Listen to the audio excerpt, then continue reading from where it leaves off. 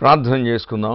నమ్మకం కలిగిన మా తండ్రి, జీవాధిపతి, ఘనమైన మీ నామమును బట్టి మీకు వందనాలు నాయన. నిన్న నేడు ఒకే రీతిగా ఉన్న మా ప్రభువా, ఈ సమయంలో నాయన బైబిల్ ఛానల్లో ప్రభువా మాట్లాడడానికి మీరు నాకు ఇచ్చిన ఈ మంచి సమయాన్ని బట్టి మీకు వందనాలు చెల్లిస్తున్నాం తండ్రి.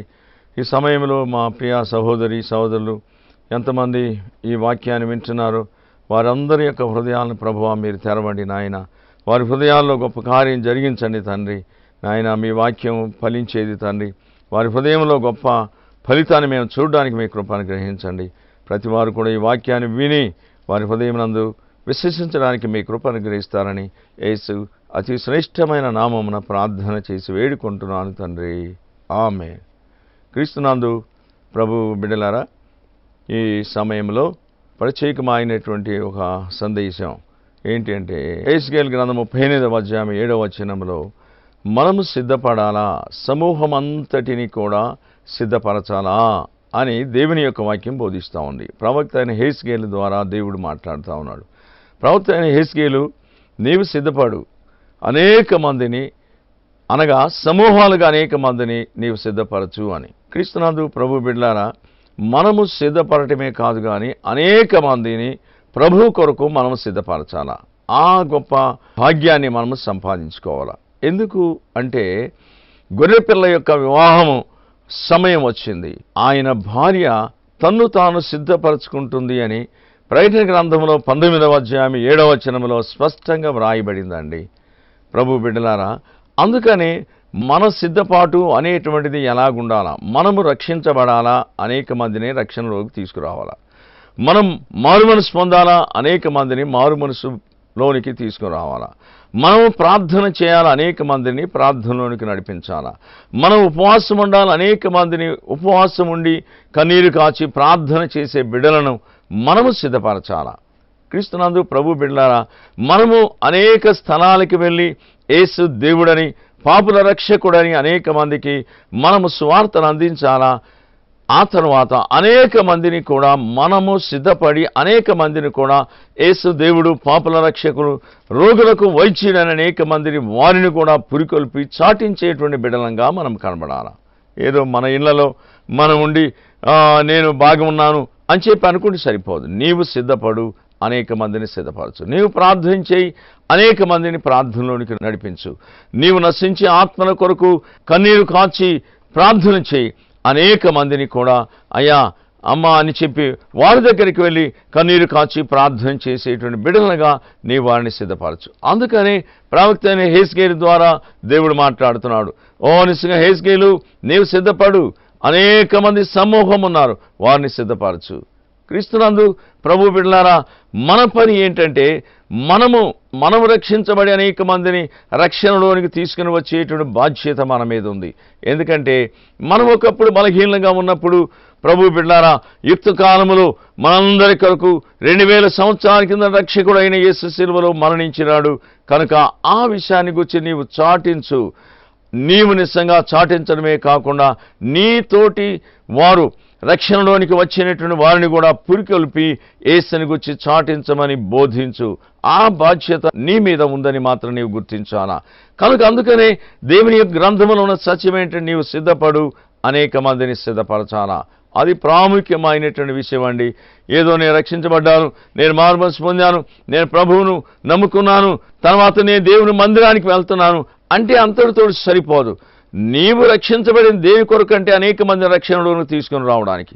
నీవు దేవుడు నిన్ను సిద్ధపరిచే దేని కొరకు అంటే నీతో పాటు సమూహాలుగా ఉన్నటువంటి వారిని, నీ ఇరుగు పొరుగు వారిని, ఇతరులను, అనేక మందిని దేవుని యొక్క వాక్యంలోనికి నడిపించి వారిని ప్రార్థనలోనికి నడిపించేటువంటి ఆ బాధ్యత నీ మీద ఉన్నది అని మాత్రం నీవు గుర్తించాలా. ప్రభు బిడ్డలారా, ఇంకొక విషయాన్ని ఈ సమయంలో నేను మీకు జ్ఞాపకం చేస్తాను. ఏంటి అంటే, ఈ సిద్ధపడటం అనేటువంటిది ఎలాగుంటుంది ఏంటి అంటే, దావీదు అనేటువంటి ఆ మహాభక్తుడు అన్నాడు, కీర్తనకారుడైనటువంటి దావీదు.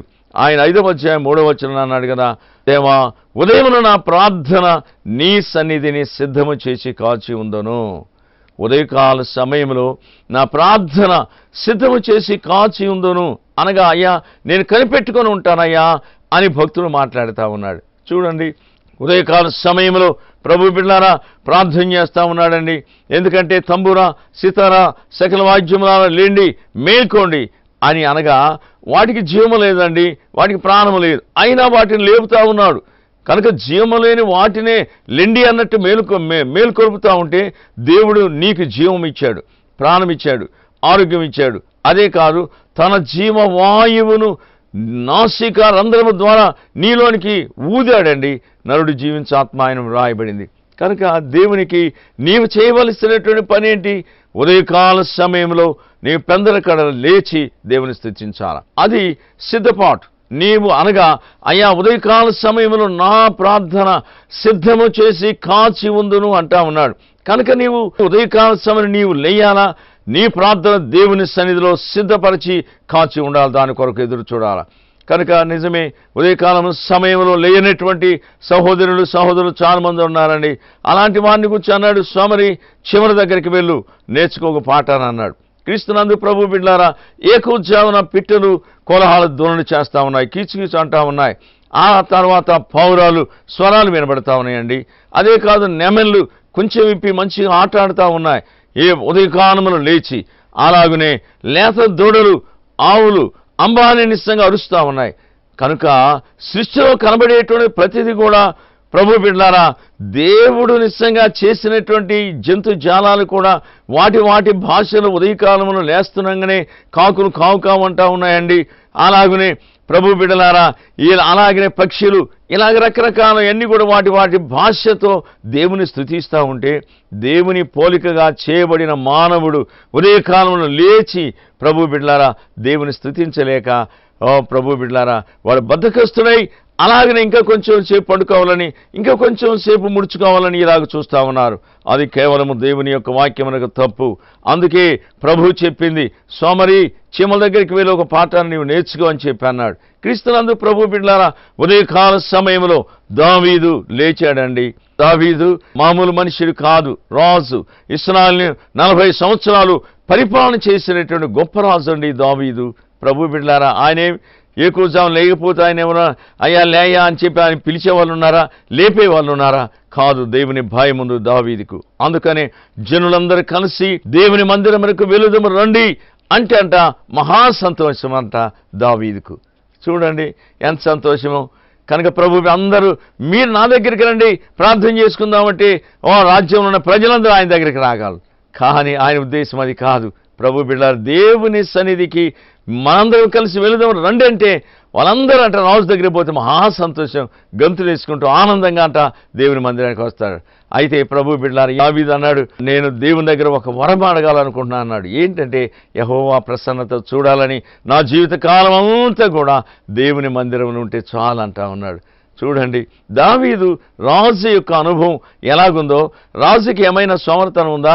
రాజు పెందలకడ లేచి దేవుని సన్నిధిలో ప్రార్థన చేస్తాం.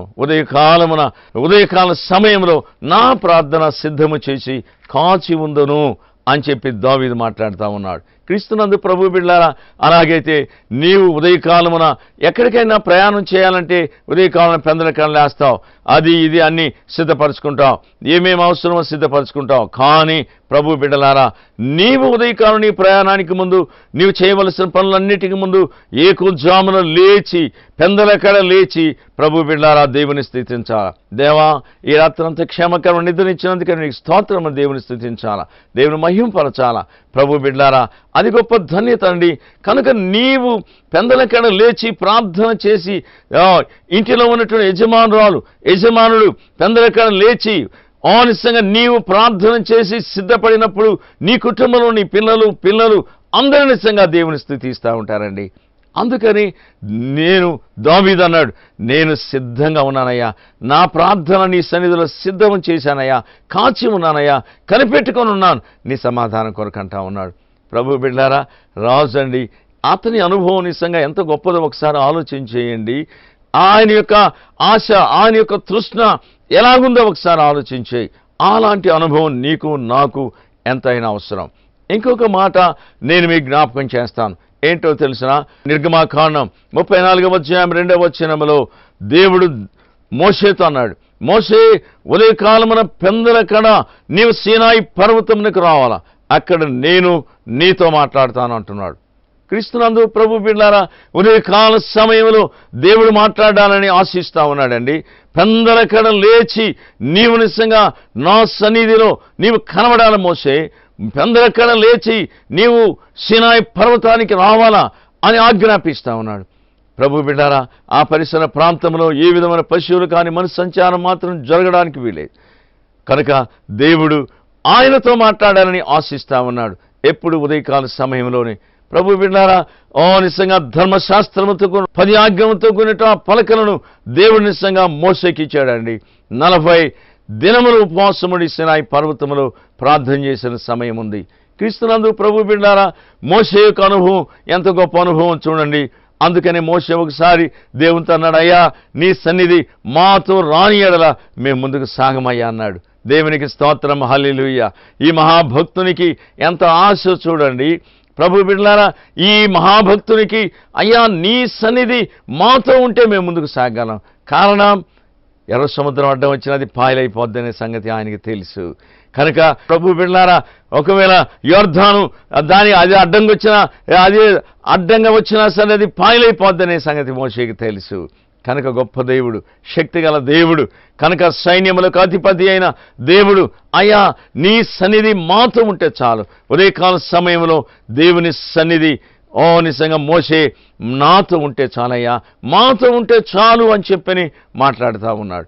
క్రీస్తునందు ప్రభు బిడ్డలారా, మనము నిజంగా ఉదయకాల సమయంలో మన ప్రార్థన దేవుని సన్నిధిలోనికి వచ్చి మనము సిద్ధపడి ప్రార్థన చేసి మనము కాచి ఉండాలా, ఎదురు చూడాలండి. ఎదురు చూడాలా. ఎదురు చూసే సమయంలో కొంతమంది అయ్యో దేవుడు నాతో మాట్లాడలేదు అని చెప్పి అలాగ నిర్లక్ష్య భావంతో ఉండకూడదు.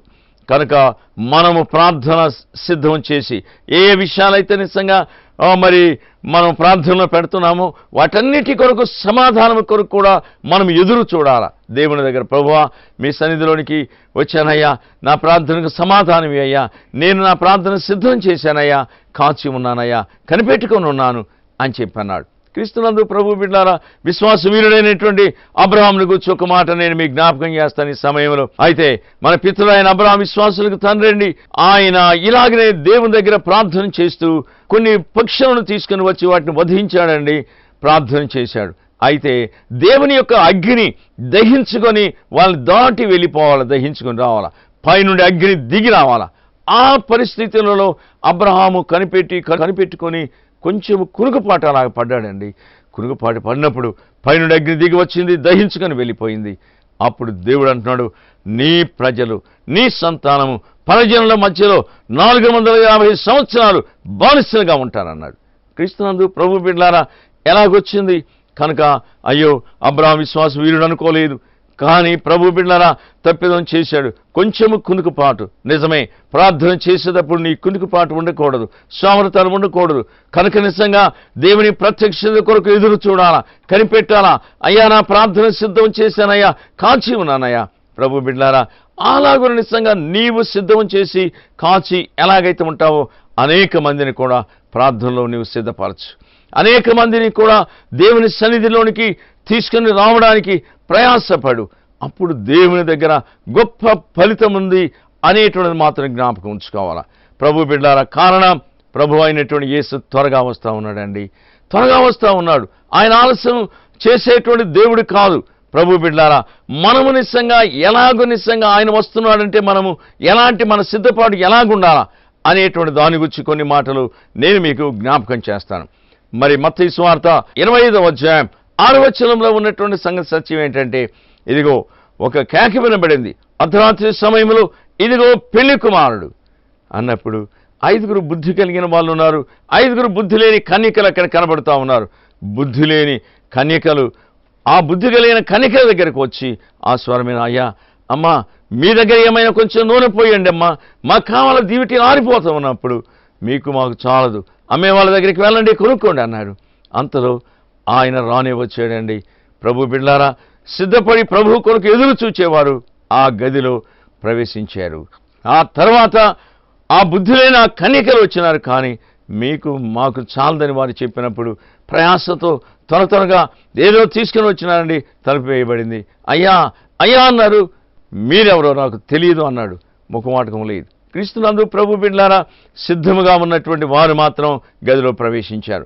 కనుక మన సిద్ధపాటు ఎలాగుంది అనేటువంటిది మనం జాగ్రత్తగా మనం కనిపెట్టాలా.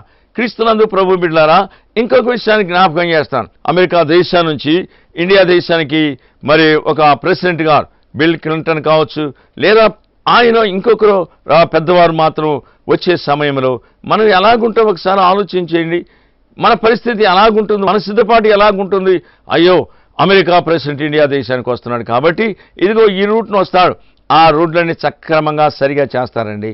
ఆ తర్వాత అదంతా సున్నం పోస్తారు, అన్ని గీతలు కొట్టి ఇదిగో ఈ రూట్ను రావాలా ప్రెసిడెంట్ గారిని ఎదురు చూస్తారు. ఆ తర్వాత పలాని స్థలంలో ఆయన దిగాలని చూస్తారండి. ఆ సిద్ధపాటు కొరకు ఆ ప్రెసిడెంట్ గారు వస్తారని 6 మాసాల ముందే ఆయన ప్రోగ్రాం ఇస్తే ఆయనతో పాటు మంది మార్బలం అంతా వస్తారని, ఆయన ప్రత్యేకమైన విమానంలో వస్తారు, ఆయనతో పాటు ఎస్కార్ట్ బందోబస్తు అంతా వస్తారు ఆ దేశం నుంచి. ప్రభు బిడ్డలారా, అదే కాదు, ఇక్కడ నిజంగా ఆయన వచ్చినప్పుడు ఎంతో నిజంగా భయంతో వణుకుతూ ఆయన వచ్చేటప్పుడు ఎదుర్కొంటారు, వీడ్కోలు చెబుతారు, వెల్కమ్ చెప్పి గొప్పగా ఆహ్వానం ఆయనకు జరుగుతూ ఉంటుందండి. కనుక ఇదిగో పలాస్థానం దిగుతారని, కనుక అక్కడ ఉన్నటువంటి ఎవరైనా సరే శుభ్రత ఎక్కడైనా లేకపోతే శుభ్రం చేస్తారండి. ఎక్కడ ఏ విధమైనటువంటి వంకర టెంకర స్వభావాలు అక్కడ కనబడితే అవన్నీ మాత్రం తొలగించేస్తారు. ఆయన వచ్చినప్పుడు ఏం మాట్లాడాలా ప్రెసిడెంట్ గారితో అని చెప్పి ముందుగానే సిద్ధం చేసుకుంటారు. క్రీస్తునందు ప్రభు బిడ్డలారా, ఒక లోక సంబంధమైనటువంటి ఒక ప్రెసిడెంట్ నాయకుడి కొరకు అలాంటి సిద్ధపాటు మా నాయకులకు ఉన్నప్పుడు, లోక రాజులకు రాజు, ప్రభువులకు ప్రభు అయినటువంటి యేసు నిజంగా ఈ లోకానికి రాబోతున్నప్పుడు నీవు నీ సిద్ధపాటు ఎలాగుండాలా ఒకసారి ఆలోచించి. అలాగైతే ఎంతమందిని నీవు సిద్ధపరుస్తూ ఉన్నావు, ఎంతమందిని సిద్ధపరుస్తున్నావు, ఎంతమందిని ప్రభువు దగ్గరికి తీసుకొని వస్తా ఉన్నావు. ఆ లోకరక్షకుడైన యేసు, సర్వాధికారి అయిన యేసు, నిన్న నేడు ఒకే రీతిగా ఉన్నటువంటి దేవుడండి ఆయన. ఆయన లేకుండా ఏమి కలగలేదు. నేను మొదటి వాడును, కడపటి వాడును, మృతులైన వాడును, యుగయుగాలు జీవించేటువంటి దేవుడను నేను అన్నాడు. ఆయన రాబోతున్నప్పుడు మన సిద్ధపాటు ఎలాగుంది, ఎలాగే నీవు ఎదుర్కొంటావు ఒకసారి చదువుకున్నామండి. బైబిల్ గ్రంథంలో ఉన్న మాటే, యెషయా గ్రంథం 40వ అధ్యాయంలో వ్రాయమనే సత్యం ఏంటి తెలిసిన, వంకర మార్గములన్నీ చక్కగా ఉండాలని, గరుకుగా ఉన్నటువంటి అన్ని ప్రభు బిడ్డల చదును కావాలని, ఎత్తైనటువంటి కొండలు చదును కావాలని బైబిల్ వ్రాయబడిందండి. అలాగైతే నీవు నిజంగా వంకర త్రోవలన్నీ సమానముగా కావాలండి. ఎందుకంటే ఆయన వస్తున్నాడు. నీ జీవితం, నీ బ్రతుకులో వంకర బ్రతుకుందా, ఆ వంకర బ్రతుకు నీవు తీసేసుకొని సక్రమైన సరి అయినటువంటి బ్రతుకు బ్రతకాల. తర్వాత గరుకుగా ఉన్నటువంటి అవన్నీ కూడా మాత్రం చదువు కావాలన్నాడు. ప్రభు బిడ్డలారా, చదువు కావాలంటే క్రీస్తునందు ప్రభు బిడ్డలారా, గరుకుగా ఉన్నటువంటి చదువు కావాలండి. లోకంలో అనేక మంది గరుకుగా ఉండేటువంటి మనుషులు, అనగా గర్వం లేదా అసూయ లేదా అవిధేయత గరుకుగా ఉంటుందండి. అది నిజంగా చదరము చేయబడాలా. దేవుని యొక్క వాక్యం ద్వారానే ఆ గరుకంతా పోవాలా. ఇంకొక విషయం, కొండలన్నీ చదును చేయబడాలా. పెద్ద పెద్ద బుల్డోజర్స్ తీసుకొచ్చి కొండలను చదును చేస్తూ ఉంటారండి. ప్రభు బిడ్డలారా, అలాగునే దేవుని యొక్క వాక్యం అనేటువంటి విలువైనటువంటి వాక్యం ద్వారా నీవు నిజంగా గర్వం, ఆ గర్వం అనేటువంటి కొండ పర్వతాన కనబడితే అది చదునైపోవాలా. ఎందుకో తెలిసిన, ఆయన వచ్చేసరికి మార్గములన్నీ సరళము చేయాలా. ఆయన వస్తున్నాడు కాబట్టి ప్రతి త్రోవ, ప్రతి వంకర అది కనబడకూడదండి. చక్కగా చదునుగా కనపడాలండి. ఎగుడు దిగుడు స్వభావం నీ జీవితం, నీ బ్రతుకులో ఉంటే నీవు నిజంగా సరి చేసుకోవాలండి. ఏదోలే అని చెప్పి నిర్లక్ష్య భావంతో ఉంటావా? ప్రభు బిడ్డలారా, ఆయన వస్తున్నాడు కాబట్టి నీవు ఆయనను ఎదుర్కోవడానికి మాత్రం సంసిద్ధుడవై నీవు కనబడాలా. అందుకనే నీ జీవితంలో ఏమైనా వంకర పరిస్థితి ఉంటే, లేదా నీ స్నేహితుల దగ్గర వంకర పరిస్థితి ఉంటే, నీ జీవితంలో ఉన్న వంకర పరిస్థితి సరిచేసుకో. ఇతరులు ఆ స్నేహితుల్లో ఉన్నటువంటి వంకర, నీ జీవితంలో ఇలాంటి వంకర బ్రతుకుంది, దాన్ని సరిచేసుకోమని చెప్పాలా. అర్థమైందా? ఇంకను నీలో నిజంగా ఇలాంటి ఎగుడు దిగుడు స్వభావాలు నీలో ఉన్నాయి, వాటిని సరి చేసుకో. ఆ తర్వాత నీలో పర్వతం లాంటి గర్వం ఉంది. అందుకనే జకర్యా గ్రంథంలో వ్రాయబడింది, అక్కడ అన్నాడు కదా, జెరుబ్బాబెలును అడ్డగించు పర్వతమా, నీవు చదును భూమి వగుదుగాక అన్నాడు. నిజమే, పర్వతం లాంటి గర్వం ఇలాంటిది ఉన్నా కానీ చదును భూమిగా ఉండాలండి. ఎందుకంటే రాజులకు రాజు, ప్రభువులకు ప్రభువు, గొప్పవాడైనటువంటి యేసు, సృష్టికర్త, సర్వాధికారి, నిన్ను నన్ను సృజించిన కర్త అయిన దేవుడు వస్తున్నాడు కాబట్టి వంకరవన్నీ సరిగా ఉండాలండి. ప్రభు బిడ్డారా, గరుగ్గా ఉన్నవన్నీ చక్కగా ఉండాలా, కొండలన్నీ నిజంగా చదును చేయబడాలా. ఎందుకో తెలుసిన మత్తయి సువార్త 3వ అధ్యాయం 3వ వచనం అన్నాడు కదా, అరణ్యములో ఒక కేక వినబడతా ఉంది, పరలోక రాజ్యము సమీపించింది, మారుమనసు పొందండి అని. క్రీస్తునందు ప్రభు బిడ్డలారా, అరణ్యములో మార్గము సరళము చేయండి. నీ మార్గము సరళము చేయబడాలా, నీ మార్గము సరైనదిగా కనబడాలా. క్రీస్తునందు ప్రభు బిడ్డలారా, అలాగైతే నిజంగా నీ సిద్ధపాటు ఎలాగుంది? ఆయన వస్తున్నాడు. ఆయన వచ్చేటప్పుడు ప్రభు బిడ్డలారా బోరధ్వని మోగుద్దండి. బోరధ్వని మోగినప్పుడు నిజంగా ఎక్కడెక్కడ ఉన్నటువంటి మనుషులందరూ కనురెప్ప పాటులో మార్పు చెంది మహిమ శరీరాన్ని ధరించి ప్రభు బిడ్డలారా వెళ్ళిపోయేటువంటి ఒక దినం రాబోతా ఉంది. అలాంటి పరిస్థితిలో రాజులకు రాజు, ప్రభువులకు ప్రభు అయిన యేసు రాబోతున్నాడు. కాబట్టి మనం ఎలాగూ సిద్ధపడతా ఉన్నాం అనేటువంటిది నిన్ను నీవు పరీక్ష చేసుకో. ఉదయం మొదలుకొని సాయంకాలం వరకు నేను అంత ప్రార్థన చేశాను. ప్రార్థన చేసే విషయంలో మీరు విసుగక నిత్యం ప్రార్థన చేయండి అని దేవుని యొక్క వాక్యం బోధిస్తూ ఉంది. ప్రభు బిడ్డలారా, అలాగైతే ఇద్దరు మనుషులు ప్రార్థన చేయడానికి వచ్చారండి. ఒకడు సుంకడి, ఒకడు పరిసేయుడు వచ్చాడు. పరిసేయుడు ప్రార్థన చేసి ప్రభు బిడ్డలారా వారి ప్రార్థన దేవునికి అంగీకారంగా లేకుండా పోయింది. ఆలోచన చేయండి. కనుక నేను కూడా ప్రార్థన చేస్తున్నానయ్యా, ప్రభు రాజ్యం కొరకు నేను సిద్ధపడతాను అనొచ్చు. సుంకరి పాపిని నన్ను కరుణించయ్యా అని ప్రార్థన చేశాడు. అతను తీర్పు తీర్చబడ్డాడు. పరిసేయుడైతే అయ్యా నేను నిజంగా వాళ్ళలాగలేను ఈలాగలేనని వాడి ప్రార్థన కూడా ప్రభు బిడ్డ దేవుడు అంగీకరించలేదండి. ప్రార్థన చేసి పాపస్థితిలోనికి వెళ్ళిపోయాడు. ఆలోచించేయి. కనుక నీ సిద్ధపాటు ఎలాగుంది ఒకసారి ఆలోచించేయి. అననీయ సప్పేరాలు క్రీస్తునందు ప్రభు బిడ్డలారా, వాళ్ళ పరిస్థితి ఎలాగుందో తెలిసిన వాళ్ళు ప్రార్థన చేసేవాళ్ళే, భక్తి కలిగినట్టుగా కనబడ్డారే. కానీ ధనం దగ్గరికి వచ్చేసరికి అలా అననీయ సప్పేరాలు నిజంగా అననీయ ఎంతకి అమ్మారు మీ భూమిని అంటే ఇంతకేమో అమ్మావు, పరిశుద్ధాత్మను ఎందుకు మోసం చేయడానికి ఇక్కడికి వచ్చావు అని చెప్పిన వెంటనే గిలగిల పడి తన్నుకొని చచ్చిపోయాడండి. ఆ తర్వాత 3 గంటలైంది, తన భార్య కూడా వచ్చింది. నా భర్త రాలేదని. సప్పిరా ఎంతకు అమ్మారు? ఇంతకేనా అమ్మామయ్యా. మీరిద్దరు ఏకీభవించారు పరిశుద్ధాత్మను దూషించడానికి. ప్రభు బిడ్డ ఆమె కూడా నీ భర్తను మోసుకొని పోయిన వారి పాదాలు కూడా నేను చెప్పాను. ప్రభు బిడ్డ ఆమె కూడా చనిపోయింది. ఏంటి ప్రార్థన లేదా వాళ్ళకి? ప్రార్థన ఉంది, భక్తి కలిగిన మనుషులే. కానీ ధనం దగ్గరికి వచ్చేసరికల్లా ప్రభు బిడ్డలారా చచ్చారండి. ధనాన్ని ఆశించారు. క్రీస్తునందు ప్రభు బిడ్డలారా ప్రార్థన చేశారు, ప్రయోజనం లేకుండా పోయిందండి. ప్రార్థన చేసిన వ్యక్తులే దేవుని వాక్యం ఎరిగారు. ఎరిగి చెడిపోయినటువంటి వ్యక్తులు ప్రార్థన చేసి కూడా ప్రయోజనం లేకుండా లోక సంబంధమైన ధనం మీద వాళ్ళ కాంక్ష ఉన్న దాన్ని బట్టి నష్టపరి ఇద్దరు చావాల్సిన పరిస్థితి ఏర్పడింది. క్రీస్తునందు ప్రభు బిడ్డలారా, అలాగైతే నీ సిద్ధపాటు ఎలాగుందో ఒకసారి ఆలోచించే. ఇదిగో ఒకసారి దేవాలయంలోనికి రక్షకుడు అయినటువంటి యేసు వెళ్ళాడండి. ఇదిగో 18 ఏళ్ల నుంచి వంగిపోయి నడుము కలిగిన ఒక స్త్రీ కనబడతా ఉంది. ఎవరు? అబ్రహాం కుమార్తె. పేరుకు మాత్రం అబ్రహాం యొక్క కుమార్తె అని అనబడింది. ప్రభువు చూచాడు. పాపం చాలా భక్తి కలదు అనుకున్నారండి. విశ్వాసులు అందరూ అనుకుంటారు ఏం పాపం నడుము వంగిపోయింది, అయినా కానీ బైబిల్ తీసుకుని దేవుని సన్నిధికి వస్తుంది, ఉపవాస ప్రార్థనకు వస్తూ ఉంది, చాలా అబ్బో ఏమో ఎంత పెందరికడ సిద్ధపడి వస్తూ ఉందని చెప్పి అనేక మంది చెప్పుకుంటున్నారు అంటున్నారు. కానీ ప్రభు బిడ్డలారా, అయితే అంతరాత్మ దేవునికి తెలుసు. అంతరేంద్రములను పరిశీలన చేసేటువంటి వాడు దేవుడు.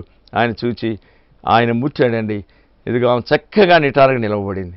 ఇప్పుడు లేచిపోతాం. అబ్రహాము యొక్క కుమార్తె. పేరు మాత్రం అబ్రహాం విశ్వాసాలకు తండ్రి. ఆమె ప్రార్థన చేస్తూ ఉంది, భక్తి కలిగిందని కనబడింది. కనుక సాతాను బంధకాలతో బంధించబడింది. వేషధారణ, జాగ్రత్త. అలాంటి సిద్ధపాటు సరైనది కాదు. ప్రభు నేను ప్రార్థనకు వస్తున్నాను, నేను దేవుని వాక్యం చదువుతున్నా అంటే అది సరైన సిద్ధపాటు కాదని మాత్రం నీవు జ్ఞాపకం ఉంచుకోవాలా. ధనవంతుడు తండ్రి అయిన అబ్రహామా పాపములో ఉండి జీవించి అతను నరకానికి వెళ్ళిపోయాడు. అతడు అంటున్నాడు తండ్రి అయిన అబ్రహాం అన్నాడు. ఈ ధనవంతుడు కూడా నరకంలో కాలేవాడు కూడా అబ్రహాము కుమారుడే. నరకంలో కాలి యాతన పడతా ఉన్నాడు. ప్రభు బిడ్డలారా, ప్రయోజనం ఏంటి? అబ్రహాం కుమారుడే, ప్రార్థన చేసేవాడే, తన హృదయం మార్పు చెందలేదు, నరకానికి వెళ్ళిపోయాడు. జాగ్రత్త. కనుక నిజంగా నీ సిద్ధపాటు ఎలాగుంది? ప్రార్థన చేస్తూ నరకానికి వెళ్ళిపోతున్నావా? వారి ప్రార్థన పాపమగును కాక అని కీర్తన కావడం దావీదు అన్నాడు. నువ్వు ప్రార్థన చేస్తూ నీ ప్రార్థనే పాపంగా మారిపోద్ది అనేది జ్ఞాపకం పెట్టుకోవాలి. ఈ సమయంలో దేవుని యొక్క వాక్యాన్ని వినేటువంటి స్నేహితుడా, నీ సిద్ధపాటు ఎలాగుంది ఒకసారి ఆలోచించాయి. అందుకని ప్రభు అన్నాడు, అయ్యో వేషధారులైన శాస్త్రులారా పరిచయులారా అని మాట్లాడాడు. వేషధారులంట మీరు సున్నం కొట్టిన సమాధులాగా ఉన్నారు అన్నాడు. అంటే పైకి మాత్రం భక్తిగా ఉన్నారండి, లోపలంతా వేషధారనే. కనుక నిజంగా ఏంటి సంగతి, వారు పరలోక రాజ్యంలో చేరారంట, చేరేవాడిని కూడా చేరనీయరంట. చూసారా వేషధారణ. ప్రభు బిడ్డారా, ఎందుకంటే మతం మీద ఉన్నటువంటి ఆశ తృష్ణ క్రీస్తునందు ప్రభు బిడ్డారా, అలాంటి పరిస్థితులలో మనము ప్రభు రాజులకు రాజు ప్రభువులకు ప్రభు అయిన యేసు వస్తున్నాడు కాబట్టి మనము సిద్ధపడాలా. అనేక మందిని ప్రభు రాజ్యము కొరకు సిద్ధపరచాలా. దేవుని యొక్క వాక్యము కొరకు నీవు ఎదురు చూడు. ప్రభు అయిన యేసు త్వరగా రా. ప్రకటన గ్రంథంలో రాయబడిందండి, ఓ యోహోను అంటున్నాడు, ప్రభు అయిన యేసు త్వరగా రాయ్యా, నేను ఎదురు చూస్తున్నాను, నేను సిద్ధంగా ఉన్నానన్నాడు. అలాంటి మాట చెప్పగలిగినటువంటి వ్యక్తి అయి ఉండాలా. ఇంకా ఎవరైనా నీ సిద్ధపాటు సరిగా లేదా, నీ జీవితం నీ మనసును నీ హృదయాన్ని మార్చుకొని నీవు సిద్ధపడి ప్రభు నా కొరకు ఎదురు చూడాలా, సిద్ధపడాలని చెప్పి హెచ్చరిక చేస్తూ నా మాటలు ముగిస్తున్నాను. చిన్న ప్రార్థన చేసుకున్నాం. నమ్మకస్తుడమైన మా తండ్రి జీవాధిపతి మీకు వందనాలు చెల్లిస్తూ ప్రార్థిస్తున్నాను నాయన. ప్రభువా, ఈ సమయంలో నాయన ఈ బైబిల్ ఛానల్ ద్వారా ఎంతమంది మీ పిల్లలు దేవుని వాక్యాన్ని వింటున్నారో వారందరినీ కూడా మీరు బలపరచండి తండ్రి. నాయన దినదినం వారిని అభివృద్ధి చేయి, ఆత్మీయ జీవితంలో ముందుకు నడిపించండి. మీ కుమారుడైన యేసు క్రీస్తునకు మహిమ ఘనత తెచ్చుకోండి. యేసు అతి శ్రేష్టమైన నామమున ప్రార్థన చేసి వేడుకొంచున్నాము తండ్రి, ఆమేన్. మా address pastor P Timothy, Hebron church, Tripurantaka మండలం, ప్రకాశం డిస్టిక్. Pin code number 523326. మా ఫోన్ నంబర్స్ 9908480015. మరి ఒక నంబర్ 08403256081. దేవుడు మిమ్మల్ని దీవించింది.